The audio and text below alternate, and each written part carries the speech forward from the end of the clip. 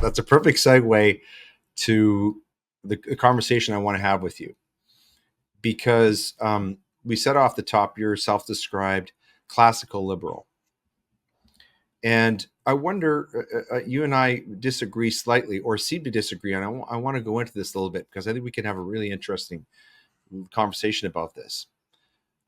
Classical liberalism, would you agree, fundamentally says that that we must protect primarily the rights of the individual. So you say where power lies, right? You said how it's moved around. Where should it go? Would you agree with me that classical liberalism holds that that power it should be directed at protecting the rights of the individual? Is that a fair starting point, or do I I think have that's that part fair. wrong? Essentially, sure. Yeah, essentially, yes. I think that's fair. Yeah. Yeah. And so a lot of our laws, let's take for example, the writings of John Locke or Thomas Jefferson would be consistent with that way of thinking, right? When you think of the framing of the Declaration of Independence, for example.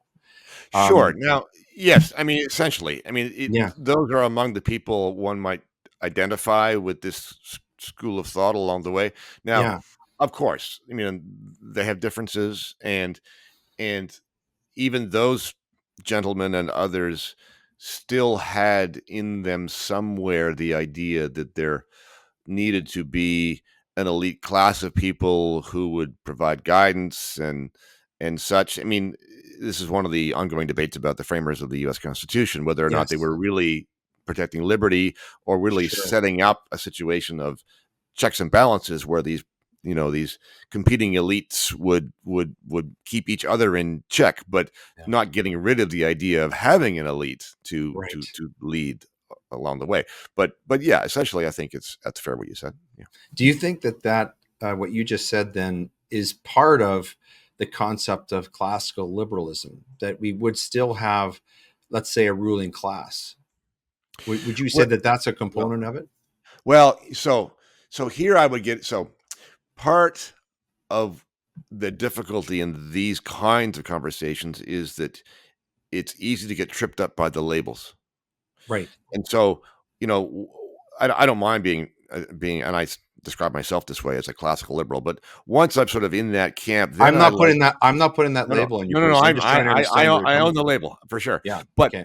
then I like to go, well, okay, so let's not worry too much about what the classical liberal literature might say in detail. I'll just tell you what I think Great. for me, and for me, if you are being told what to do by an elite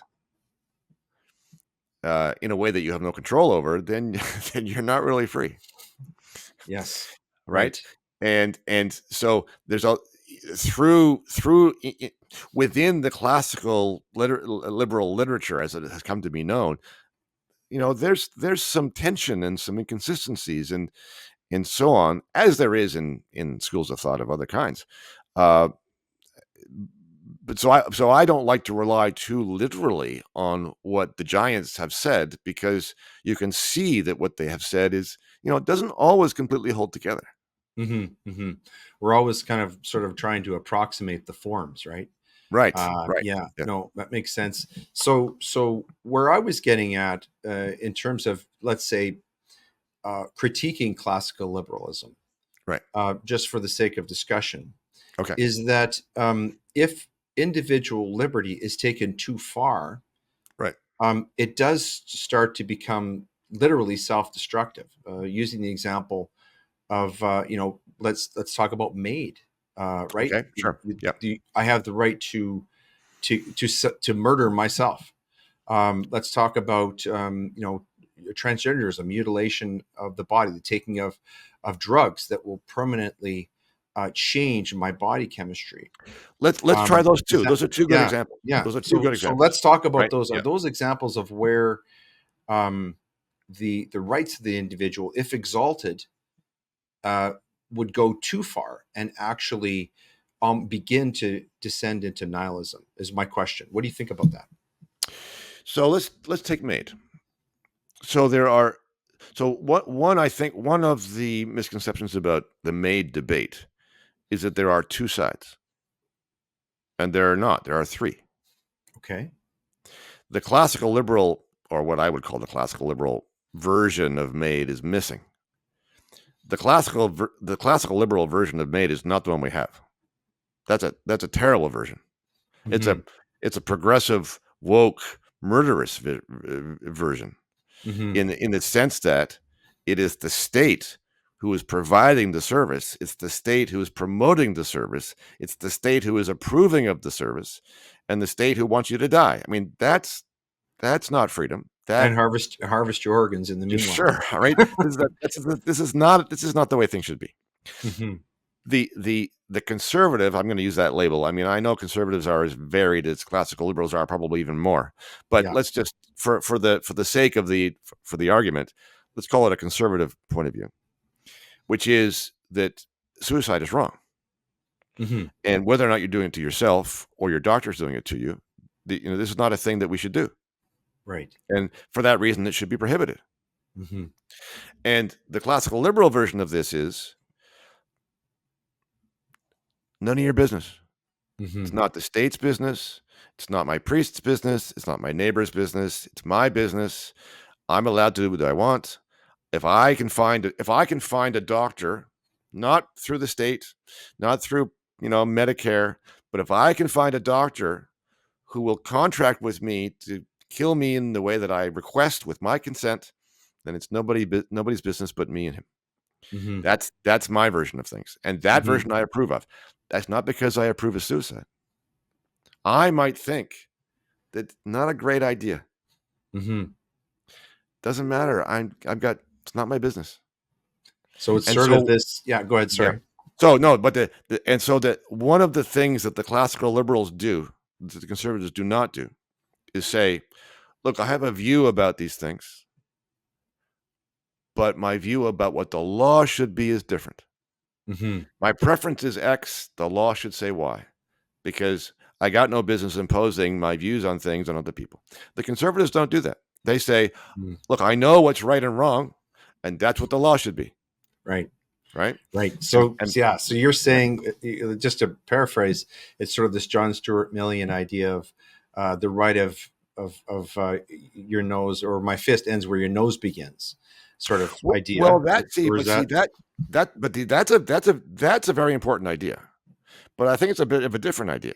okay? And that's the idea that even for people who believe in freedom, we acknowledge that freedom doesn't mean that you can go around attacking people. Right. You can't go punching people in the face, because that's Mm-hmm. a violation of their freedom. Mm-hmm. If we are all free, it's universal freedom, and that means you are free from the coercion and violence of other people as well as the state. Right. Okay, so this state of freedom doesn't mean you can do anything you want, because other people have rights too. No, but in the MAID situation, Mm-hmm. nobody else's face is involved, right? So Fair enough. if you go into your own private space with your own private doctor and your own private life, and you want to do this own private thing, and you've fully consented and you're totally competent, then there's nobody else's face is involved. Well, let me present the counter argument. Okay. So let's say, for example, Sir Roger Scruton, the late Sir Roger Yes. Scruton, wrote Yes, that good things are easily destroyed but not easily created. Right. And I think we can take as a given that a human life is a good thing. The Ted Bundys of the world, not Adolf Hitler's aside, as a general proposition, human life is a good thing. It's not easily created, and it's easily destroyed. So as a person living in society, do I have an interest in other people not killing themselves? Is that a good that we would want to promote living in society? And so conservatives would say, as and again, to use Scruton's example, he phrased it in terms of, what does a conservative do? Well, we conserve. What do we conserve? He described it as beauty being a broad concept of all the things that we would hold dear as a society, the things that Mr. Trudeau thinks don't exist in Canada. But I mean, Right. the kinds of things, if I were in your living room and I saw, pictures of your family, mementos, academic awards that you've won, things like that, Mhm. works of art, if I saw your musical collection, all the things that you thought were worth preserving, Mm. that is, to use a Socratic term, is the approximation of the good that we want to preserve as a society. And if we don't do that, there's great peril in that. There's a great danger in that. And so to put this sort of, I don't want to set classical liberalism or conservative in opposition, but I'm Mhm. saying, I think what I'm seeing right now, and this is kind of what I want to get your take on. Yeah. Do you see a kind of a tension here where we're seeing the individual liberty reaching a point where it's in danger of maybe tearing down some of the things that Scruton and others would describe as beautiful, that we actually want to preserve? Right. Yeah. And are we in danger of destroying the fabric of a society that we've all enjoyed, that's been made us more free, more prosperous than anyone in history? At the by exalting individual liberty in the way that you were describing, or do I have Right. that wrong? I'm interested to No, hear. no, no, you're quite right. You're quite right. This is the tension. This is the elephant in the room between the classical liberals and the conservatives, right? Right. So both of them don't like what they see now. Yeah. They're both against all the woke crap, all the Hmm. progressivism. We're of a mind that the where we're at now is a bad place and we're going down the wrong road. But the diagnosis of the reasons are quite different. Hmm. Right? So the conservative would say, as you just expressed, the conservative would say the problem is too much freedom. Right. And the classical liberal would say not enough freedom. Right? That's right. So for me the question in a sense comes down to, so these two kinds of questions are easily mixed up. Hmm. And the two kinds of questions are, what should we do as human beings? How should we behave? What should we value? How do we discipline ourselves? How do we be free from our animal instincts? Hmm. Hmm. Okay. There's another category of question, which is what should the government do? Right. Right? When Hmm. when the government sees us behaving in a way that the government does not approve of, what should the government do? And Hmm. one of the possible answers is, well, the government should use its power to enforce virtuous behavior. Right. Here's the problem. Who defines virtue? Yeah. That's what it's doing now, Yeah. Bill right? C-63. Yeah. Bill Yeah. C-63. Yeah. Now, we might disagree with the virtues they've chosen, but we don't get to decide that because it's the government. So it Yeah. has the power to decide what virtues it wants to enforce. Hmm. So the choice for me is very stark. Yeah. Either Yeah. people are allowed to decide for themselves or the government decides for them. And Hmm. you do not want the government deciding that for you. So So you're saying it's a I'm lesser not of two evils then. Yeah. I'm not dissing the kinds of virtues that you're talking about. Hmm. I'm just saying you don't get there through government. Hmm. Hmm.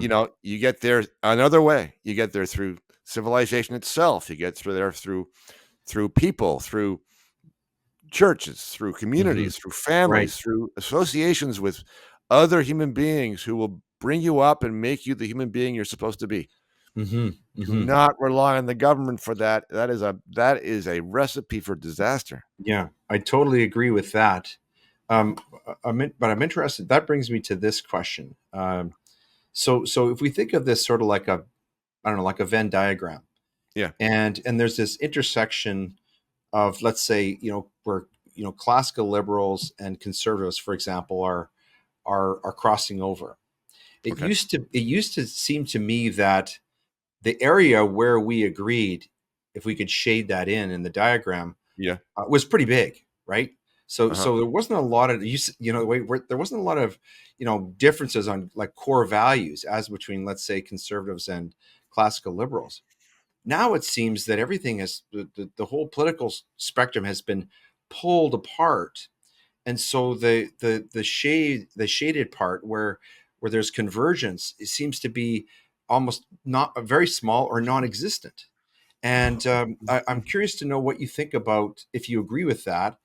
And second part is why it's happening.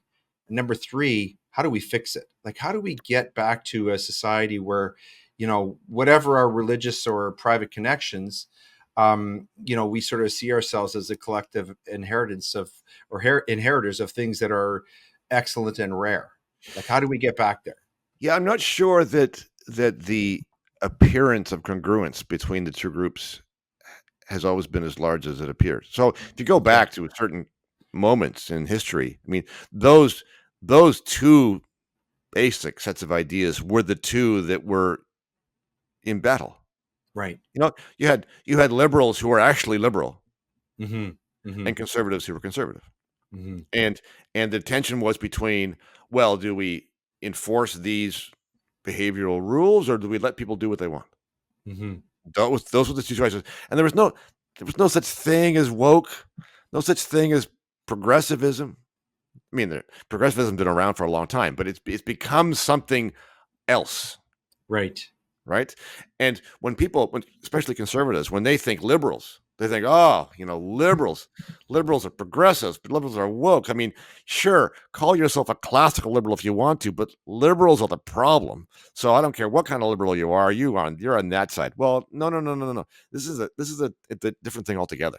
Mm-hmm. So that area in the Venn diagram you're speaking of, I'm not sure was as large as you might think, because classical Okay. liberals, I would like to think, again, all kinds of variations, but I would like to think would dispute the primary conservative conviction, which is that all these things are group things, the community things that other people have interests in. And the Mm-hmm. classical liberal position, or at least my position, would be, uh-uh, Mm-hmm. no, this is my business. This is my Right. life, my business. I will decide, and I don't care what you think. Now, I don't mean I don't care what you think literally, but I mean in terms of the rules, in terms of Mm-hmm. forcing me to do or not to do something. Mm-hmm. I don't want you part of that conversation. Mm-hmm. So in that respect, there's a huge distance between classical liberals and conservatives. Mm-hmm. And one of the problems in this fight going forward with against the woke that we're in on together is that the classical liberals and conservatives don't trust each other for Right. this reason, right? The Right. classical liberals do not want to be under the thumb of conservatives any more than they want to be under the thumb of the woke. Right. Yeah. And the conservatives don't want the classical liberals to go off and do whatever the hell they want any more than they want all this woke nonsense, Mm-hmm. right? Mm-hmm. The conservatives want order, and the classical liberals want peaceful chaos. Mm-hmm. As long as it's for a classical liberal, as long as it's peaceful, there's no violence, anything is fine. For a Mm-hmm. conservative, that is poison, Right. and we have to find a way to reconcile. Mm-hmm. So you would say that maybe the antidote to the chaos you're describing, that is what we're living through right now, would be a return to a renaissance of classical liberalism, classical liberal thought, in a pure sense you're talking about, where the individual rights of citizens, of people, are protected, and in a society in which individuals are not permitted to do harm to others, but they're Correct. permitted to live out their lives, to be Well, let's be self-determinative. careful. Right? So people say it that way. I'm sorry to interrupt, but Yeah. Go ahead. so it's often referred to as the harm principle. Right. That's not quite right for me, because there's all kinds of things you're allowed to do that cause people harm. I mean, you're allowed to Sure. compete with them, right? You're allowed to Mm. commercially compete with another business and put them out of business if you do Yeah. better and they do You can worse. offend them by something you say, at least for now. Sure, absolutely. So it's not the harm, it's the force. I mean, you're not Right. allowed to coerce somebody with violence or the threat of violence, essentially, right? Hmm. So, and sometimes that causes harm, but sometimes it doesn't. I mean, it's still a wrong if you touch people without their consent and cause them no harm. It's still a wrong because you've used Sure. force. right? Yeah. Yeah. So anyway, sorry, I didn't mind to interrupt. Go ahead. No, I was that was perfect what you just did, because I was trying to paraphrase what you were saying. But I guess my point is, do you see that as, let's say, the way forward? Is that the antidote to the chaos that we're living through right now? Is to sort of get back to that, or get to a place where individual rights and freedoms are respected and protected in society, in the way that you understand it, in the classical liberal sense? Is Yes, that your sense of an antidote? absolutely, Yeah. absolutely. And let me just describe that as carefully as I can, so that the conservatives among us might see it in its best light. Hmm. So so what this means is that the government shouldn't be able to tell you what to do other than preventing you from interfering with other people. Okay? Hmm. What that does not mean is that we should live our lives as isolated atoms. It Hmm. means that you should interact with everybody else in your life, communities and families and churches and what you have you. The distinction is not individual and collective even. It's voluntary and involuntary. Ah. All the Good. classical liberals want is a voluntary society. That Hmm. means you can interact with anybody you want and come to an understanding. If you want to join a religion and the religion has rules and you want to abide by those rules, then go for it. Because Hmm. that's great because you are all coming together voluntarily and deciding what your moral code is. That is great. What we don't want is the government to come in and say, this is our moral code. This is what it's going to be. Hmm. Right. Hmm. So I don't like the individual collective distinction because it gets interpreted in the wrong way. I prefer voluntary, involuntary. And when I point Hmm. this out to conservatives and say, look, you're not the collective people, you're the coercion people. You are saying you will do it our way or else. Right. And then they back off and say, well, that's not really what I mean. Hmm. And that's good. Right. That's good. That is very good. Uh, Brilliant conversation. I'm so grateful. You've clarified so many things in my mind, and and I hope people watching this, or listening to this, will see that my guest and I had a very civil conversation. We disagree about some things, and hopefully that was clear. But I hope that you saw that we listen to each other and we express each other. And at certain times, we risked perhaps offending each other, but at all times we were civil. And this is how we have conversations in society. These are the conversations that we need to be free to have.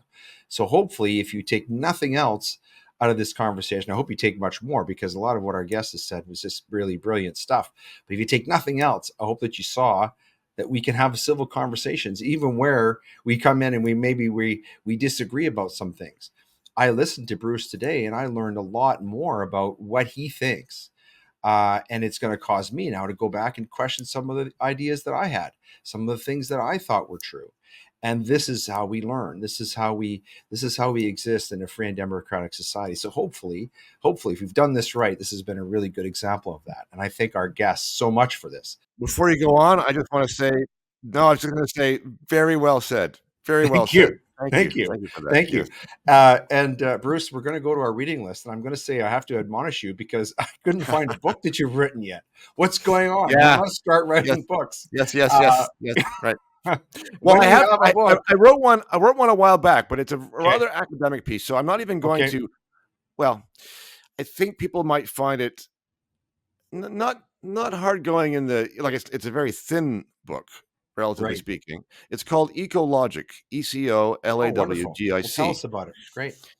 It's an attempt to describe governance using two analogies. Those two analogies are ecosystems and markets, basically making the case that ecosystems and markets are really the same dynamic.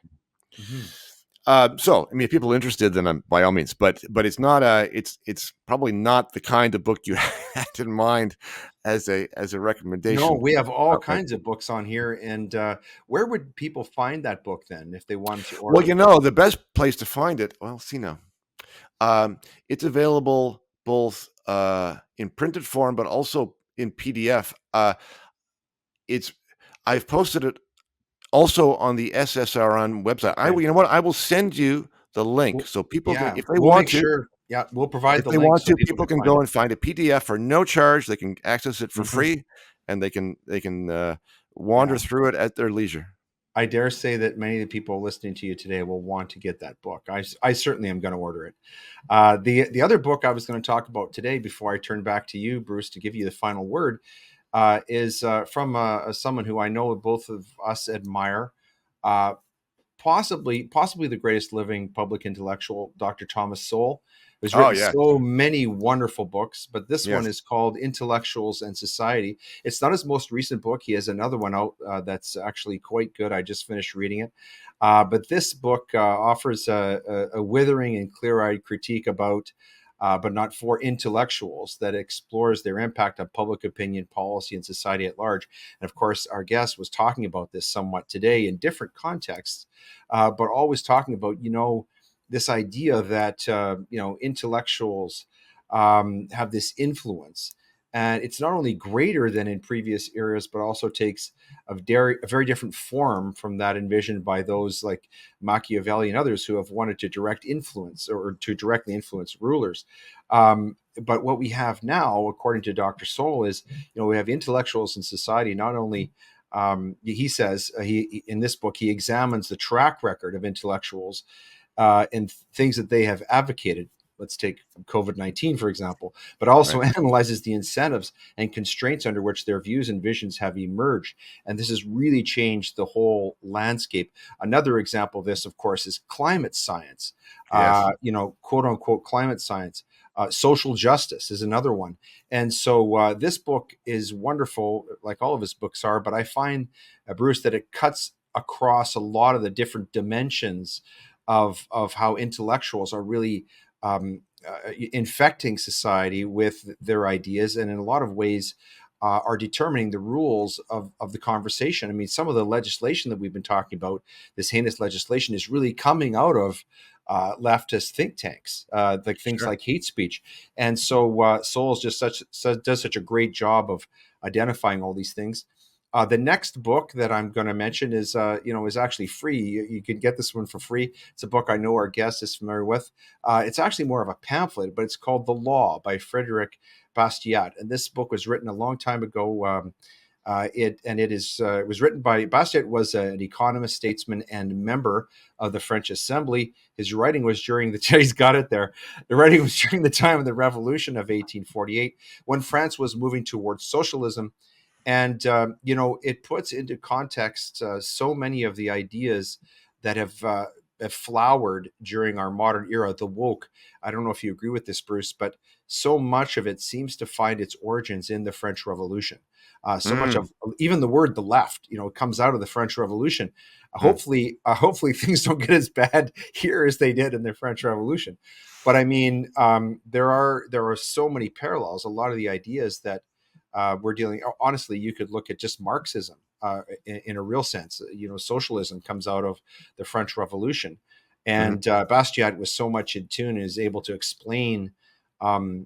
Really so far ahead of his time, like these timeless ideas. And so this is a And I great book really to respect understand I things. really respect how he's able to write in such an efficient way. Look how big the how look how thick it is. Yeah.